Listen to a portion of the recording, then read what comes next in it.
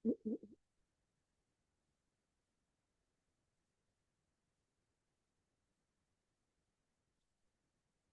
baik. Selamat pagi, selamat siang, dan selamat malam teman-teman dan pengawas dosen pengampu saya. Oke, baik. Selamat pagi, selamat siang, selamat sore, dan selamat malam teman-teman dan dosen pengampu saya, yaitu Bapak Tamsir. Perkenalkan, nama saya Kaila Maharani, dan pada kesempatan kali ini saya akan mempresentasikan.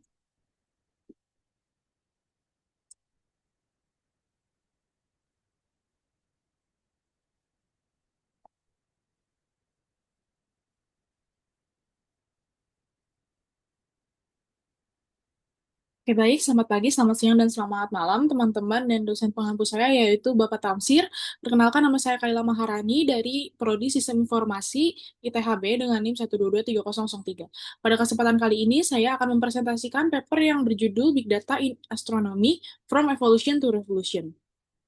Dan paper itu ditulis oleh Dr. Sarah Chen dan kawan-kawannya pada November 2024.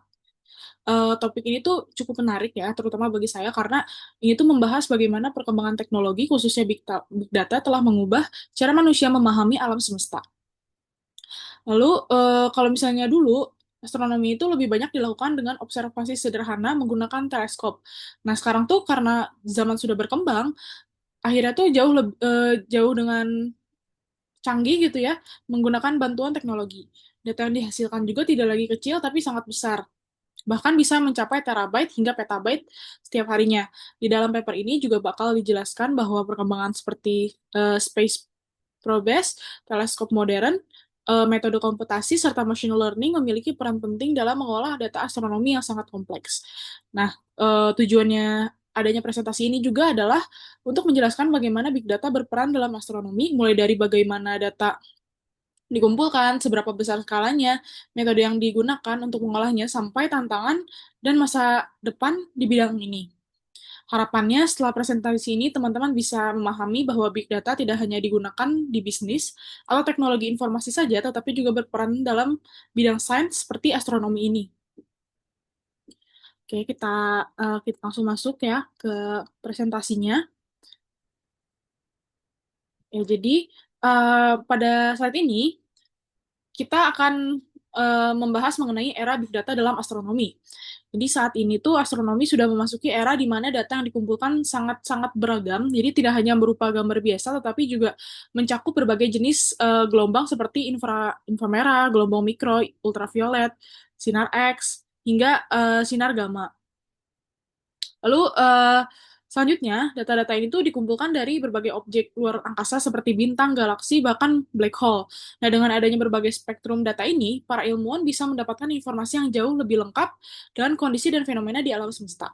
Nah, selain itu, dalam data yang sangat besar tersebut, terdapat banyak sekali informasi tersembunyi atau hidden signals, seperti sinyal-sinyal ini sangat penting karena bisa membantu menjawab pertanyaan besar dalam astronomi, seperti bagaimana alam semesta terbentuk, bagaimana strukturnya, dan bagaimana kemungkinan-kemungkinan yang ada di masa depan.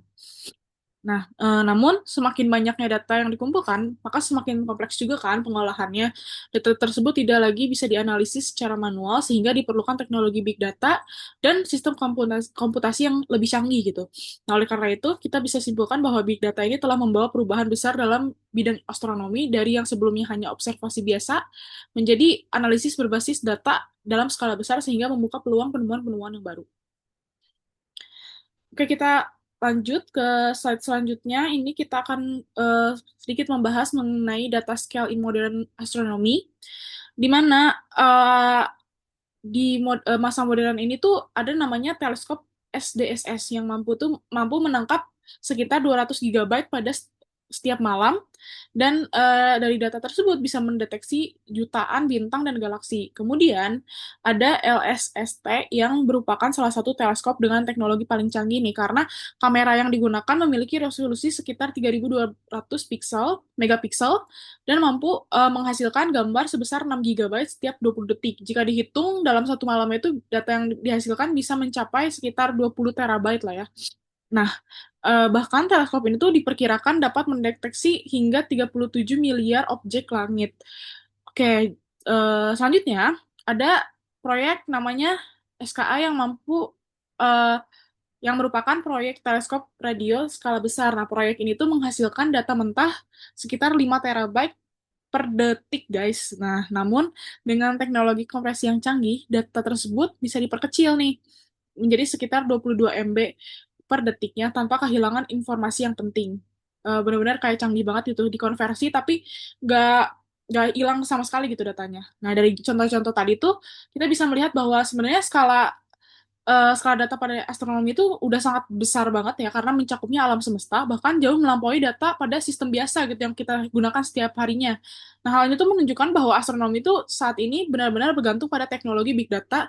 Di satu sisi, data yang besar juga membuka peluang untuk menemukan hal-hal baru di alam semesta. Namun di sisi lain juga menjadi tantangan karena membutuhkan penyimpanan, pengolahan, dan analisis yang sangat kompleks gitu. Nah, kita akan masuk ke 10 V pada big data ya. Jadi, kita akan menjelaskan 10 V dalam konteks astronomi gitu ya. Jadi pertama adalah di sini ada volume, di mana ini tuh adalah jumlah data yang sangat besar dalam astronomi. Data yang dihasilkan itu bisa mencapai petabyte dari berbagai teleskop. Nah, kemudian selanjutnya ada variety, yaitu keberagaman jenis data seperti yang sudah dijelaskan sebelumnya. Data astronomi itu tidak hanya satu jenis, tetapi terdiri dari berbagai spektrum gelombang seperti inframerah, sinar X, dan gelombang radio. Nah, selanjutnya itu adalah velocity. Velocity itu adalah kecepatan data yang dihasilkan. Nah, data dari teleskop modern bisa dihasilkan secara terus-menerus setiap malam dan jumlah yang sangat besar, sehingga membutuhkan sistem yang mampu memprosesnya data yang cepat gitu.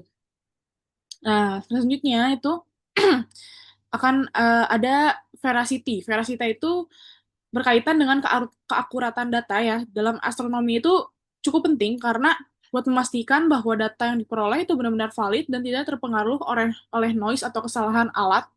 Selanjutnya ada validity, yaitu apakah data tersebut relevan dan benar-benar secara ilmiah.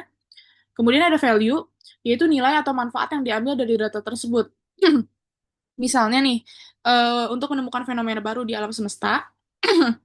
Lalu berikutnya adalah variability, yaitu perubahan data yang bisa terjadi seiring waktu. Misalnya karena adanya peristiwa kosmik. eh, Lalu ada venue ini tuh yaitu sumber data yang berasal dari berbagai tempat seperti teleskop di bumi maupun yang ada di luar angkasa. Selanjutnya adalah vocabulary yang berkaitan dengan istilah-istilah khusus dalam astronomi yang perlu distandarisasi. Nah, dan terakhir adalah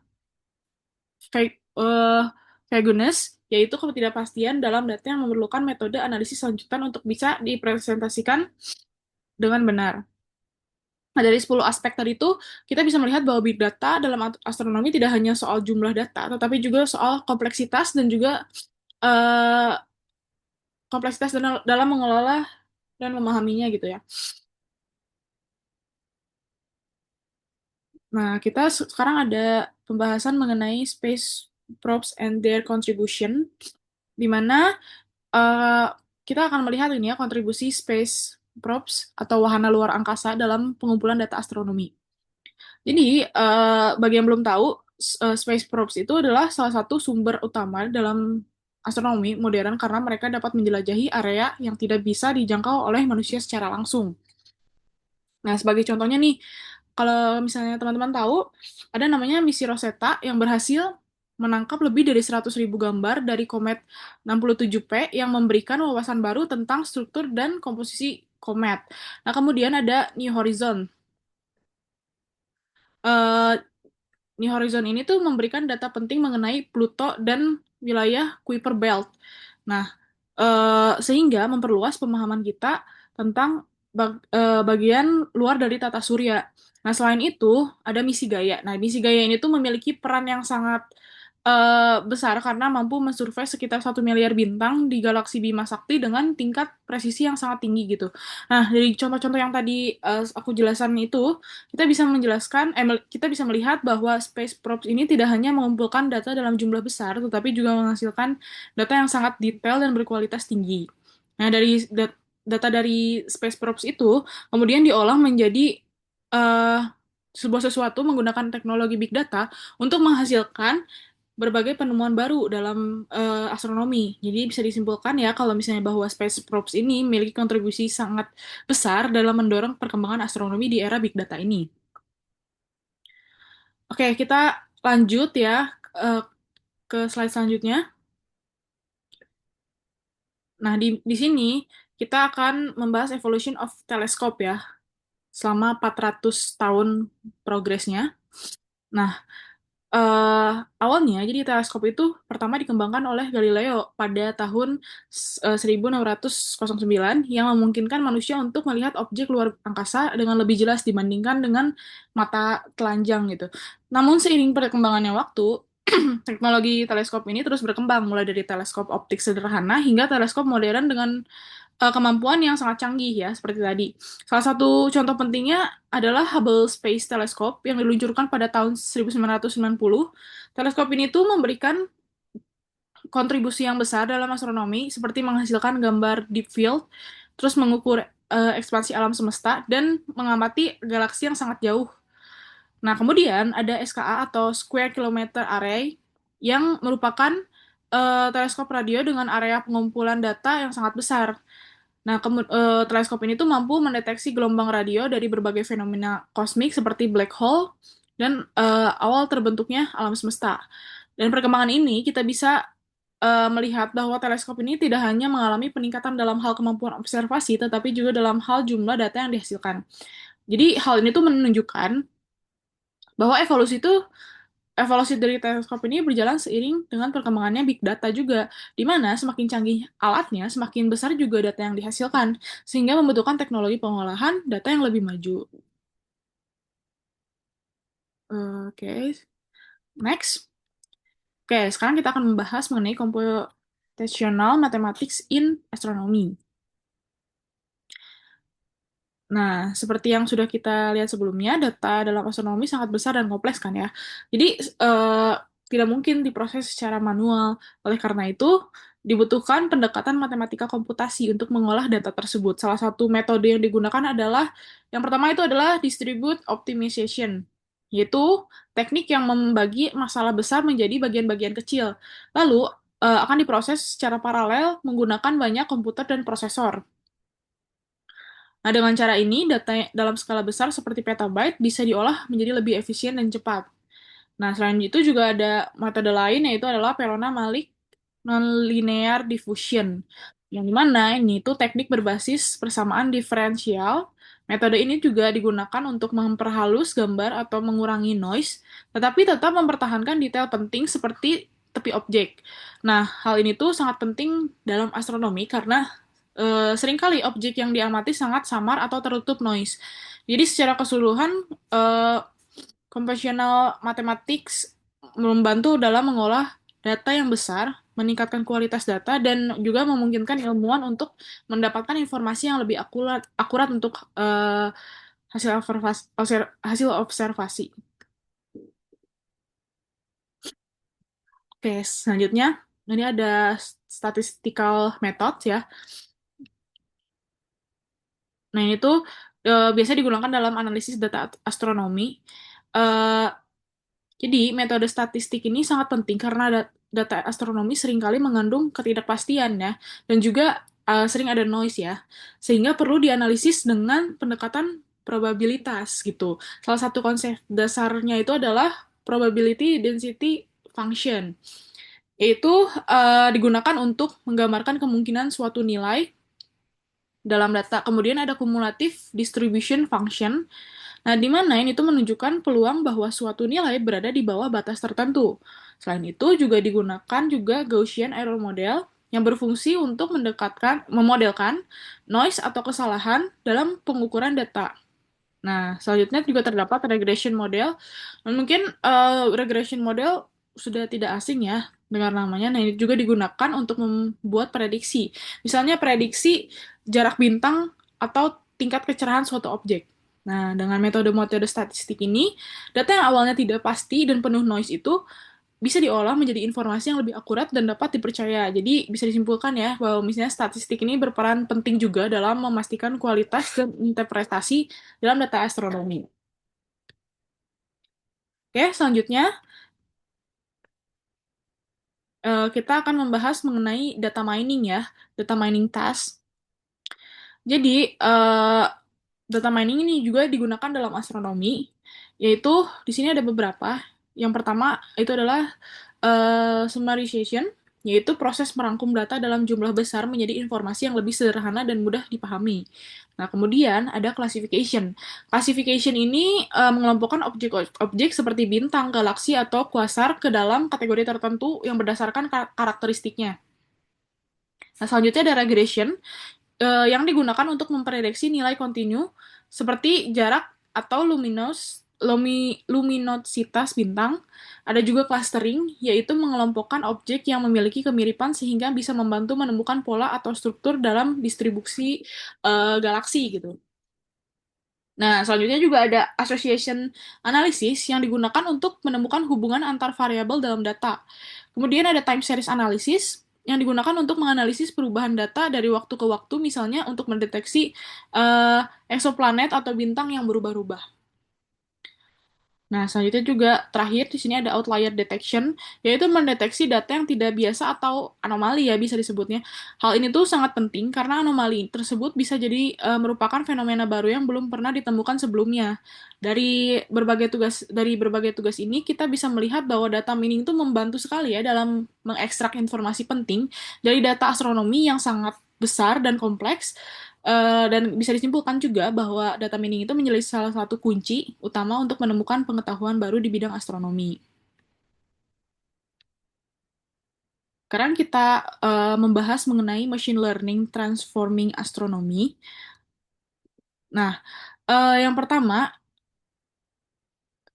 jadi kita akan mengenal gitu ya bahwa machine learning itu mulai mengubah bidang astronomi secara signifikan ya karena saat ini algoritma machine learning itu sudah digunakan dalam berbagai teleskop besar seperti ALMA, Jansky FLA, LSST yang sudah dijelaskan sebelumnya dan juga SKA.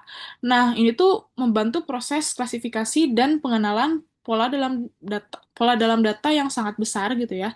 Nah, dengan jumlah data yang terus meningkat ini, manusia tidak mungkin lagi menganalisis semuanya secara manual, misalnya menggunakan Excel atau tools lainnya. Oleh karena itu, nah, machine learning itu digunakan untuk mengotomatisasi proses analisis. Nah, salah satunya itu adalah penggunaan deep learning pada data dari teleskop Kepler, di mana peneliti berhasil menemukan dua eksoplanet baru menggunakan neural network.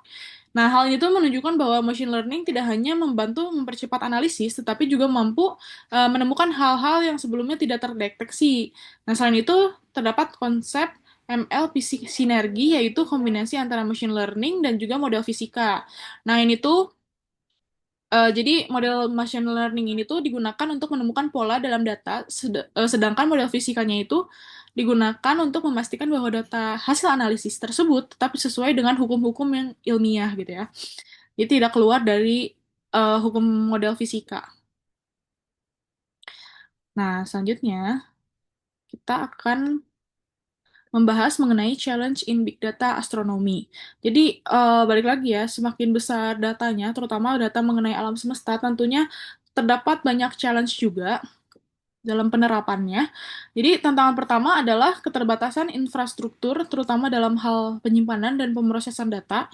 Karena data yang dihasilkan oleh teleskop modern yaitu sangat besar, bahkan bisa mencapai skala petabyte tadi ya, sehingga sulit untuk ditampung dan diproses secara real time. Nah, tantangan yang kedua adalah data yang bersifat tidak struktur atau unstructured dan heterogen. Data astronomi ini berasal dari berbagai sumber dan memiliki format yang berbeda-beda ya tentunya. Nah, sehingga sulit untuk diintegrasikan dalam suatu sistem. Nah, kemudian ada juga tantangan dalam hal komputasi ya. Proses pengolahan data membutuhkan sumber daya komputasi yang sangat besar dan tidak semua observatorium memiliki kemampuan tersebut. Nah, selain itu juga masalah skalabilitas juga menjadi hambatan karena sistem yang digunakan harus mampu menangani peningkatan data yang terus terjadi setiap waktunya. Dari berbagai tantangan ini, kita bisa melihat bahwa meskipun data memberikan banyak peluang, tetapi juga membutuhkan solusi teknologi yang canggih untuk mengatasinya. Sehingga pengembangan infrastruktur dan teknologi komputasi menjadi sangat penting dalam mendukung perkembangan astronomi untuk kedepannya.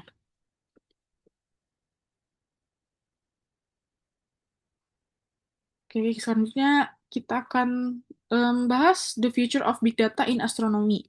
Gimana sih kira-kira masa depan big data dalam astronomi itu sendiri? Kedepannya, penggunaan algoritma pengolahan citra dan machine learning akan semakin berkembang tentunya ya, karena seiring perkembangan waktu dan pasti dunia juga semakin modern, dan sehingga mampu mengelola data dalam skala terabyte dengan lebih akurat dan efisien. Nah, selain itu juga akan terjadi integrasi antara berbagai bidang ilmu seperti astrofisika, ilmu komputer, statistik, dan teknik. Nah, kolaborasi ini sangat penting ya tentunya untuk menciptakan teknologi baru yang mampu mengolah data yang semakin kompleks ini. Oke, kemudian eh, konsep multi-wavelength atau multi-messenger astronomi juga akan semakin berkembang ya tentunya, yang artinya tuh data tidak hanya berasal dari satu jenis observasi, tetapi juga dari berbagai sumber seperti gelombang elektromagnetik, gelombang gravitasi, dan juga neutrino. Nah, dengan semakin banyaknya jenis data yang dikombinasikan ini, ilmuwan dapat memperoleh gambaran yang lebih lengkap tentang fenomena di alam semesta. Selain itu, eh, observatorium juga observatorium modern diperkirakan akan menghasilkan data dalam skala petabyte secara rutin ya, yang berarti big data akan menjadi bagian yang tidak terpisahkan dari astronomi di masa depan. Oke, next. Oke, kita akan membahas mengenai suatu case study yaitu Swan Digital Sky Survey atau SDSS. Jadi, SDSS ini merupakan salah satu proyek survei astronomi yang paling ambisius yang sudah berjalan sejak tahun 2000-an. Nah, tujuan utama dari proyek ini adalah untuk memetakan langit secara sistematis dan mengumpulkan data dari berbagai objek luar angkasa. Nah, setiap malam SDSS ini mampu menghasilkan sekitar 200 GB data yang mencakup jutaan objek seperti bintang, galaksi, dan kuasar. Dan data ini tuh kemudian digunakan untuk membuat peta tiga dimensi dari alam semesta yang sangat membantu dalam memahami struktur kosmos secara lebih detail. Selain itu, SDSS juga berkontribusi dalam berbagai penemuan penting, seperti ada identifikasi kuasar yang sangat jauh dan pemahaman tentang distribusi dark energy. Nah, keunggulan dari SDSS ini tuh sendiri tuh adalah kemampuannya dalam mengumpulkan data secara konsisten dalam jangka waktu yang panjang, sehingga menghasilkan dataset yang sangat besar dan berharga bagi penelitian astronomi. Jadi intinya pada kasus ini tuh kita bisa melihat bagaimana big data digunakan secara nyata untuk mendukung penelitian dan penemuan dalam astronomi sendiri ya. Next, kita masuk ke case study yang kedua yaitu Large Synoptic Survey Telescope atau LSST yang sudah kita sempat bahas tadi ya. LSST sendiri merupakan salah satu teleskop paling canggih yang dirancang untuk melakukan survei langit dalam skala besar dan cepat. Nah, di teleskop ini tuh dilengkapi dengan kamera beresolusi sekitar 3.200 megapiksel yang merupakan salah satu kamera digital terbesar yang pernah dibuat. LSST sendiri mampu mengambil gambar sebesar 6 GB setiap 20 detik dan dalam satu malam bisa menghasilkan sekitar 20 terabyte data dengan kemampuan ini. Nah, LSST sendiri diperkirakan dapat mendeteksi hingga 37 miliar bintang dan galaksi yang ada di langit. Keunggulan utamanya itu adalah kemampuannya dalam melakukan time domain survey, yaitu mengamati perubahan objek dari waktu ke waktu. Hal ini tuh memungkinkan ilmuwan untuk mendeteksi fenomena sementara seperti ledakan bintang, pergerakan asteroid, lalu ada perubahan cahaya pada objek tertentu. Nah, dari studi kasus ini juga kita bisa melihat bahwa LSST ini tidak hanya menghasilkan data dalam jumlah besar, tetapi juga memberikan kemampuan baru dalam mengamati dinamika alam semesta. Nah, ini selanjutnya kita akan membahas mengenai SKA atau Square Kilometer Array. Nah, di sini juga kita akan bahas ya tentang kasus SKA ini. Jadi, SKA ini merupakan proyek teleskop radio terbesar dan paling ambisius yang pernah dirancang, dengan cara pengumpulan data yang mencapai lebih dari 1 kilometer persegi. Proyek ini tuh berlokasi di dua benua, yaitu di Australia dan juga Afrika Selatan, dan dirancang untuk bekerja secara terintegrasi dengan mengamati alam semesta. Nah, dengan kemampuan ini, SKA ini dapat digunakan untuk berbagai penelitian seperti mempelajari black hole, medan magnet kosmik, hingga fase awal terbentuknya bintang dan galaksi yang disebut cosmic dawn. Nah, dari studi kasus ini juga kita bisa melihat ya bahwa SKA ini merupakan contoh nyata bagaimana big data dan teknologi canggih digunakan untuk mendorong batas pengetahuan manusia tentang alam semesta. Nah, intinya ketiga studi kasus yang tadi itu menunjukkan bahwa big data telah menjadi bagian yang sangat penting ya dalam penelitian astronomi modern. Selanjutnya kita akan membahas juga image processing in astronomy. Nah, di mana eh, data yang dihasilkan oleh teleskop itu biasanya berupa gambar, namun gambar tersebut tidak langsung bisa digunakan ya karena gambar mentas sering sekali mengandung noise ya atau gangguan dari sensor dan juga sinar kosmik maupun distorsi atmosfer.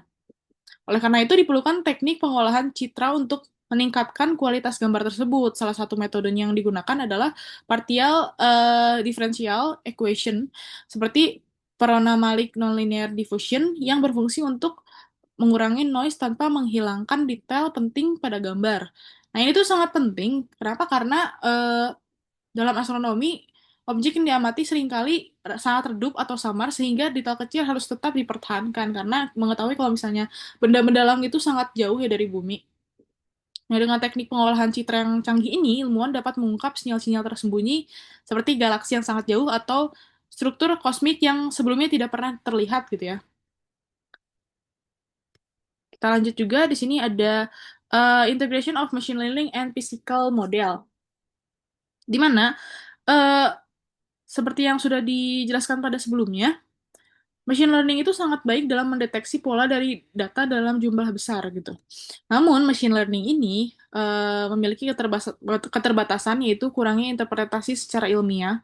Nah, di sisi lain, model fisika juga memiliki keunggulan dalam memberikan penjelasan teoritis berdasarkan hukum-hukum ilmiah tetapi terkadang kurang fleksibel dalam menangani data yang sangat kompleks. Makanya, solusi terbaik adalah menggabungkan kedua ilmu ini gitu. Dalam pendekatan ini, machine learning digunakan untuk menemukan pola atau anomali dalam data, sedangkan model fisika itu digunakan untuk memvalidasi dan menjelaskan hasil tersebut.